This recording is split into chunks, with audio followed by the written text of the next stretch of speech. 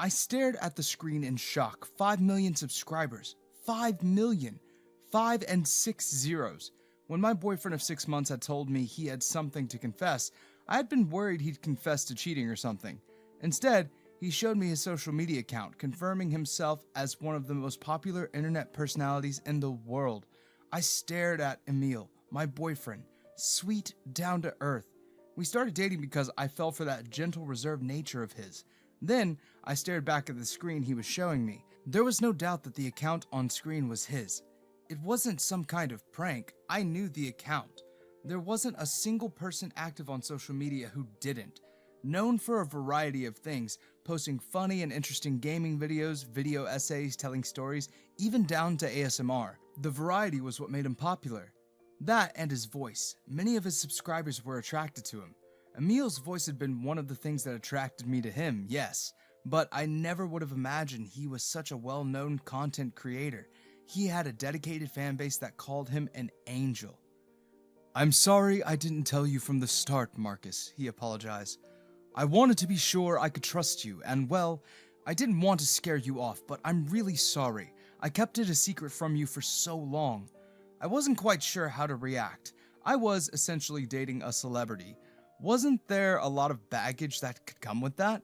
But also, I really liked Emile, more than I'd liked any guy in ages.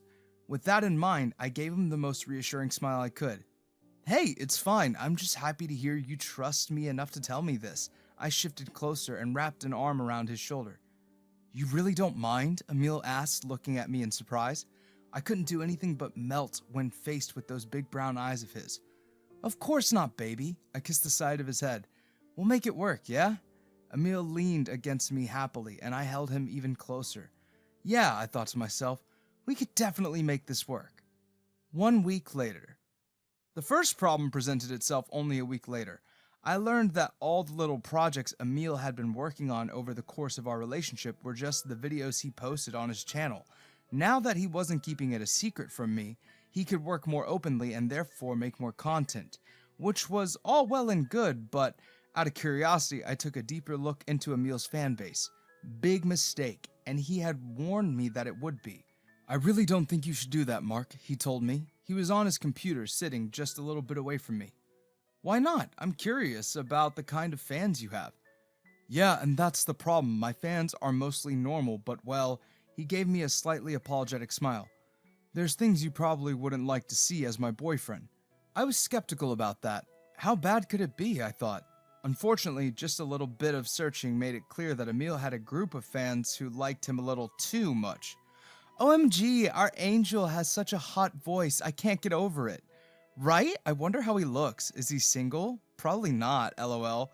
Come on, don't say that. I don't think I could handle it if he actually had a girlfriend or something." Those kinds of conversations seemed to be very common among his fan base, and those were the more normal ones. There were even bigger fans, the types who seemed to be the dictionary definition of the term parasocial relationship. It was creepy enough knowing these kinds of people existed in general, but seeing them talk about someone I actually knew and cared for was a whole different thing. Clearly, Emile understood just how much of a jealous guy I could be. As soon as he saw my face, he knew what I had done. "Marcus, I told you not to go looking for that stuff," he sighed, and came to sit beside me on the bed. "Yeah, I probably should have listened." I put my phone off and tossed it away, as if doing that would erase everything I had seen from my memory. I couldn't stand knowing so many people had their eyes on my Emmy. He wrapped his arms around me, and I happily leaned into his embrace. "I've been at this for a while, so I'm kind of used to it at this point," he said, gently stroking the top of my head. "It pretty much comes with the territory." "Yeah, but doesn't it get creepy?" I asked him, raising my head to look up at him. "Well, naturally, but it's much easier to deal with when I don't engage or even look at it. You should do the same thing, alright?" If that was what he was telling me to do, then I probably had no choice but to heed his advice. After all, he was the one who had been experiencing this for years now. He knew better than me how to deal with it. For a while after that, things were peaceful. Emile was really passionate about his work. It was clear he wasn't in it for the fame. He clearly had a passion for creating content, and he had become skilled at it. He, in fact, seemed to like it a little bit too much. That morning, my alarm woke me up. I sat up sleepily, ready to get ready for work, when I spotted Emile at his desk working. This was a little concerning, seeing as when I had gone to sleep, he had been in the exact same position. "Emmy?" Emile paused and glanced back at me. I was going to ask if he had gone to sleep, but the dark circles under his eyes answered my question before I could ask it. "Oh, hey, good morning. Time for work?" he asked, his sentence getting interrupted by a big yawn. I stared at him, worried. "Just how long have you been awake?" He smiled sheepishly, another unspoken answer to my question. I frowned. "Emile." I know, he sighed and rubbed a hand over his tired face. "I'm just nearly done with this video." I slid out of bed and walked over to him. Gently, I placed my hands over his eyes and swiveled his chair away from the screen. "That's enough for today, baby," Emile protested weakly. "Marcus, I still need to save the project." "I'll do that for you," I insisted. I guided him out of his chair and over to the bed. Without any resistance, he slipped under the covers and curled up happily. "I'm gonna head to work now," I said, stroking my hand over his dark curly head of hair. "I want you to stay in this bed till I get home." "Roger that." Sleepily, he smiled at me. "What about when I need to eat?" "You can get out of bed then and only then." He rolled over. "And when I need to pee and poop?" I rolled my eyes. "That too, obviously. I'm just saying, no more work." With that hum of acknowledgement, he snuggled deeper into the covers and got even more comfortable, before falling into a quick, deep sleep. I watched him and sighed. He got decent money off this job, but I knew that was hardly his motivation for working so hard. He was just a passionate guy who had lots of creations he wanted to share with the world. He was particularly obsessed with telling his stories. All that was well and good, but I just hoped his passion wouldn't come back to bite him later on. 2 days later. "A collab?" Emile nodded. "Yep, Alice and I have collabed a few times in the past and it's always went well. You could say she's an old friend of mine." "Ah." Ever since I found out about Emile's channel, I had gone and watched a good deal of his videos, and sure enough, there were several videos where he collabed with a certain other YouTuber. "I'd like you to meet her, actually. I bet you guys would like each other." I raised my brow at that. If Emile believed that, I was curious to meet this girl for sure. We met up the next day at a restaurant. Alice was around our age, with flashy pink hair and a bubbly personality to match. She came along with a tall, quiet man whom she introduced as her brother, Andre. "We're kind of a package deal," she said brightly. "Andre does a lot of technical work, video editing, audio editing, that kind of stuff." "Nice to meet you," Andre greeted politely.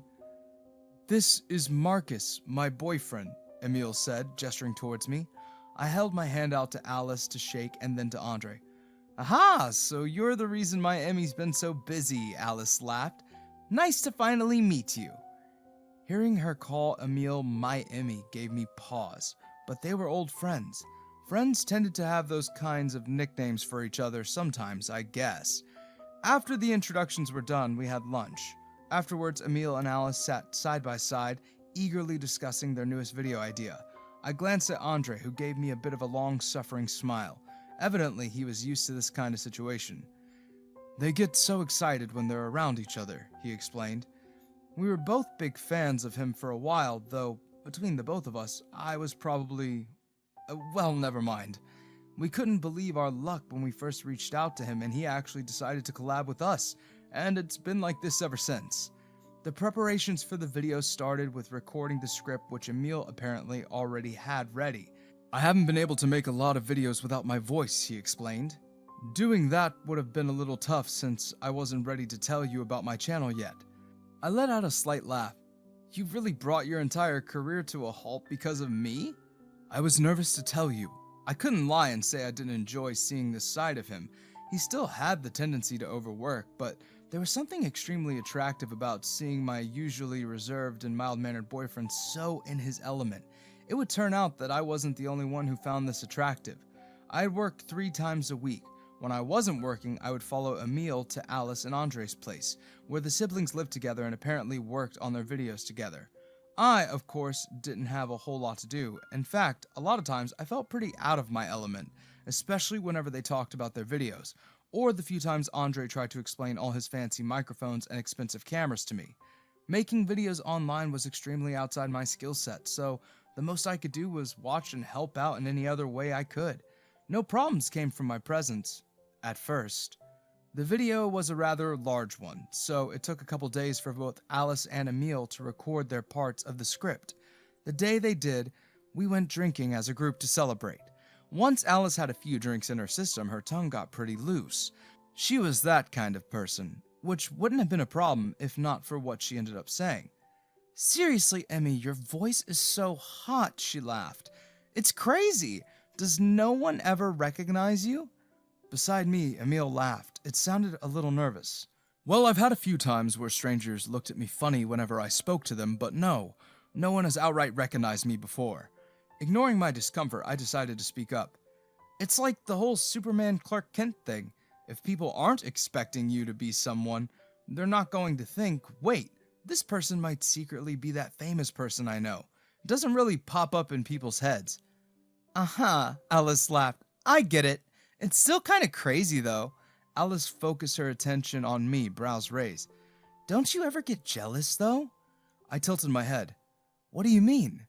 "I mean, a lot of people have the hots for your boyfriend," she said, "even though they don't know how his face looks." I smiled tightly. Of course I knew that. I was trying very, very hard not to think about that. "I mean, if you get jealous, I can't blame you. I can't really blame them for having the hots for him either." She was giggling at this point. Beside me, Emile looked notably uncomfortable, as did Andre, who had been quietly sitting beside his sister up to that point. He reached out, a placed hand on her shoulder. "Al, that's enough. You're drunk." "Huh?" Alice blinked and looked around as if she was just noticing for the first time the uncomfortable mood her words had brought with them. "Oh, come on, I'm just saying the truth," she complained. "Yeah, but I'd appreciate it if you didn't say things like that," I spoke up, irritated. "Especially around me." My tone might have accidentally come off as harsher than intended. Alice looked startled for a moment before her lip curled in a snarl. "What, are you the jealous type? You're gonna have to get used to hearing people talk like that when your boyfriend is so famous, man." I felt my anger flare up. "I don't have to get used to anything. Emile is my boyfriend, and I'm gonna get mad at people talking about him like that in front of me if I want to." Both our voices had risen at that point. I felt a hand on my arm and looked to my side to see Emile watching me with a slightly upset look on his face. "I think we should call it a day," Andre said. When I looked back at him, he looked oddly upset himself. He was much more sober than his sister, though, so I just assumed he wasn't fond of getting embarrassed by her like that. Alice looked like she had a lot to say to me, but Andre was able to calm her down. The evening ended, thus, with palpable tension in the air. When we got home later that day, Emile sighed. "Sorry about that, Mark. Alice is nice, but she can get a little all over the place when she's drunk." I was still upset. "Are you sure she's not too attached to you or something?" Emile blinked. "What?" "I mean, she might like you or something." Emile shook his head. No, that's not the case. She's just a little... I don't know how to explain it." To be honest, I was upset. I was sure it was clear on my face too, because Emile's expression softened. He walked up to me and took my hands, gently brushing his thumbs over my knuckles. The gentle touch made some of the tension leak out of me, but not at all. "No, you're right. What she said was inappropriate, wasn't it?" I nodded once he let out a soft sigh. "I'm sorry, I guess. We're close, that I'm used to them saying those kinds of things at this point." "You shouldn't be," I insisted. If there was one thing I knew about Emile, it was that he tended to let people walk all over him. He was very averse to confrontation, which made him take things that he normally wouldn't. "I'll talk to her," he said resolutely. "Really, I'm sorry she made you feel uncomfortable. I should have told her to stop right there and then." I almost told him he didn't need to apologize, but I knew Emile well enough to know he was going to anyway. The next day. "I'm going to take a break from the video today," Emile told me early the next morning as I walked into the kitchen. "Oh?" I raised an eyebrow at him. "That's rare. What's the occasion?" Emile just smiled. "Your schedule is clear today, right?" "Right," I repeated. "Why?" Emile grinned. It was a smile that told me he had no intention to answer at that moment, but I was going to find out soon. And I did. Emile and I spent the whole day out together. All he told me was to get ready with no further information. What started out as a slightly confusing outing ended up being a fun day at the local amusement park. "It's been a while since we've spent time together like this, hasn't it?" he said. We were seated by a food stand, the bright afternoon sun warming the iron bench slightly. At that moment, the cheap, greasy food I was stuffing my face with tasted like the best meal in the world, just because Emile was beside me. I hummed in agreement. "You know, we should get on the death coaster next." Emile cringed. "Whoa, no way. Can't you see how tall it is? I'd probably die if I rode that thing." I grinned. "That's why it's called the death coaster, baby." Emile ribbed me in the side with a giggle. Staring at his smiling face, it felt like my heart skipped a beat. I'd do anything to see that gorgeous smile every single day. Following that day, I got a fervent apology from a very embarrassed Alice. I was still a little upset, but if she was willing to bury the hatchet, then I would too. A month later. After another month of work, the video was up and ready. It seemed to have been an exhausting project for all parties involved because Andre, who had done the bulk of the work editing the video alongside Emile, looked like he got a couple sleepless nights out of it. Seriously, part of me was happy I had never gotten into content creation as a job. Not that my soul-sucking IT job was any better, but still. In the days after the video came out, Emile slept like a log. Thankfully, it seemed all his hard work paid off. His big comeback was met with excitement from his fans and further growth of his channel. And at first, Emile seemed thrilled about this. He was always checking his phone, reading through comments and posts about his video, but one day I noticed he had an oddly anxious look to him. "Emmy?" I walked up to him in the kitchen. He was staring at his phone, so engrossed in what was on the screen that he jumped when I spoke to him. "Oh, hey." I frowned and stood beside him, trying to look at his screen. "Hey, what's up?" He quickly switched it off. Nothing. I stared at him, making it clear to him that I wasn't buying his excuse. He sighed guiltily and looked away. "It's just some hate comments," he finally confessed, nervously typing the side of his phone with his finger. "I usually don't read them, but..." "And you shouldn't start now," I said. I plucked his phone out of his hand and wrapped an arm around his waist, pulling him into a kiss. "You've done a good job so far. Don't ruin it by looking at stuff you shouldn't, okay?" Emile happily accepted my affection. "All right," he mumbled against my lips. When we separated, he was smiling again, but something seemed off about it. Over the next couple of days, I would see Emile in that same anxious state even when he wasn't looking at his phone. Each time I asked, he would insist that he was all right, but I could tell something was off. I decided to look into it on my own. Just what kind of hate comments was he getting to have him in such an anxious state? I spent a day at work just scrolling through the hashtag his fans used at work. I did see a few negative comments, but they didn't seem like anything that would get him so worked up. But eventually, I spotted something that made my blood freeze. It was a post from a random account. The account had only a handful of followers, and the post itself had 0 likes. The only reason I even happened to find it was because posted under Emile's hashtag. Based on the number of likes alone, the post would be completely insignificant. What made it scary was the actual post itself. It was a single sentence. Emile Tanaka. His full name. Emile must have seen this, which was why he was so anxious. Disturbed, I went through the account. It had been pretty normal up until that very post, but very much dedicated to Emile's content, reposting his content and posts from other fans. That one post had come a little over a week ago. Somehow they had found out Emile's name and they were showing it off. Whatever this was, whoever this person was, we needed to sort it out immediately. I brought it up to him immediately as soon as I was home. As soon as he found out I knew, he stopped pretending he wasn't worried out of his mind. "Why didn't you tell me?" I demanded. "Emile, this is really dangerous." I know. I freaked out. I didn't want you freaking out too," he said, wringing his hands nervously. "What do we do?" "Stop posting for now and don't click on any weird links. People can get your location and stuff from that." With that, Emile stayed inactive on his social media from that point onwards, but it seemed this fan of his noticed this and became even bolder. Just a couple of days later, the account posted his name again, and while it had gone unnoticed by his fan base the first time, seeing the same account posting nothing but the same name over and over, people got curious. Soon, his face was everywhere. Fans who were able to look Emile up with just his name got a hold of his pictures and spread them far and wide. No one was able to confirm whether or not it was actually him, but against his will, people now had a good grasp of who he actually was. It was terrifying to say the least, for both of us, but for Emile especially. We even tried to get the authorities involved, but while they told us they would investigate, there wasn't much they could do until they got a good idea of who was initially leaked his name in the first place. There were fans that defended Emile, of course, most of them did, even, but there were a handful of them that seemed to relish in this gross breach of privacy. During this mess, we got a visit from the siblings. "What did the cops say?" Alice asked, anxiously leaning forward where she sat. "With so many potential suspects, it might take them a while before any proper legal action can be taken," Andre commented. "That's usually how these kinds of cases go." "That's exactly what they told us," Emile said, wringing his hands. In the days past, he had barely gotten any sleep. "For now, the most they can do is try to track down the original person who leaked his name," I said. Alice sighed. "I knew your fans could get kinda creepy, but I didn't think someone would take it this far. Now I feel even worse for what I said that day. Emile, I'm really sorry." "I'm fine," Emile gave her a strained smile. "All we can do now is hope they catch these guys." "You should talk to the authorities again. They really need to find the original culprit," Andre said.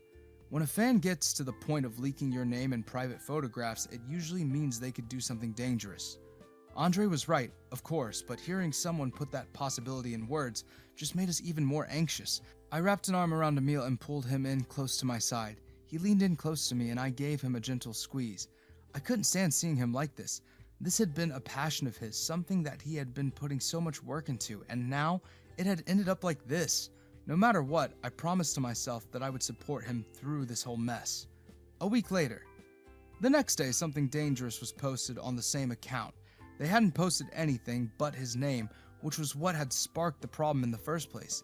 This time, it wasn't Emile's name. It was a picture of the very apartment we were both living in. Sensitive information like street names and car plate numbers had been blurred out, but there was no doubt about it. The picture was crisp and clear enough that anyone familiar with our city would be able to figure out what street it was on. And because the account was already on a lot of people's radar, because they were the ones who had leaked Emile's name, this picture got very popular very quickly. In that way, the situation went from upsetting to dangerous. It got to the point we had to leave our apartment and find a hotel to stay at until it was safe for us to return. We contacted the authorities again, who had been investigating up to that point, and we were told they couldn't find anyone Emile had recently been in contact with online that could have extracted private information from him with any malicious links or software. That night, as Emile managed to get some sleep, I pulled out my phone and stared at the picture again, as if that alone would be able to help. The picture looked like it had been taken sometime in the evening. As for the day, there was no way for me to know. The picture really was high quality too. If the person who took the picture hadn't blurred all the street names out, it would have been public information where we lived. It almost felt like a threat, but a threat to what end? Was it like Andre said, and they could potentially do something even more dangerous after this? When a fan gets to the point of leaking your name in private photographs, it usually means they could do something dangerous. As I remember those words, I switched off my phone and lay back in the dark with a sigh, holding Emile closer against me. I felt him snuggle closer and my heart ached. I shut my eyes and tried to will myself to sleep. I really just wanted to keep Emile safe, and just before I slipped into unconsciousness, a sudden realization jolted me back awake. At the time, Alice and Andre had come to visit. That fan had only leaked Emile's name. They hadn't posted a single photograph at that point. I looked at the picture again, a high-quality, crisp photograph, the kind of camera that was used to take it. Wasn't it something only a professional would be able to get their hands on? Taking care not to wake Emile, I sat up and slipped out of bed. I sat at my table, opened up my laptop, and got to work. If there was a chance I could find the person hurting Emile, I'd do everything I could. There was no point waiting for the police if myself could do something about it. This was a potential account, one that had existed for years. There had to be something I could work with. I was frustrated the account hadn't been taken down yet. Seriously, the staff should have already nuked it, but that ended up working to my advantage. If the account had been deleted, I wouldn't have been able to find that. Over the next several days, I sourced through the account, searching for any trace of the actual owner. Eventually, I came across a post from 2 years ago in the past that mentioned an old abandoned blog the owner of the account ran, dedicated to Emile's channel. The posts on that blog were borderline obsessive. The poster professing their love for Emile over and over in a way felt more than just a fan-like crush. With a few minutes of searching, I found an old fuzzy photograph, a mirror selfie. His phone was covering his face. Someone who didn't know him might have had a hard time figuring out who this person was. But I'd seen Andre enough times to recognize him immediately. Emile wasn't in the room when I made this discovery, and for that I was glad. As happy as I was to have found the person giving him so much grief and practically putting his life in danger over what I could only assume was jealousy, I knew Emile would be heartbroken by discovering such a betrayal. I'll spare you the details of the legal battle that took place in the months that followed. Emile and I pressed charges, and Andre, having been abandoned by his sister at that point, had to cough up a large amount of money for compensation. Emile and I unfortunately had to move, but the money we got from settlement was more than enough to cover the cost of that. Alice apparently had no idea what her brother had been doing. "It's true that he had been a huge fan of Emile's back in the day," she said. "Way bigger than me, but I never thought he would take it this far."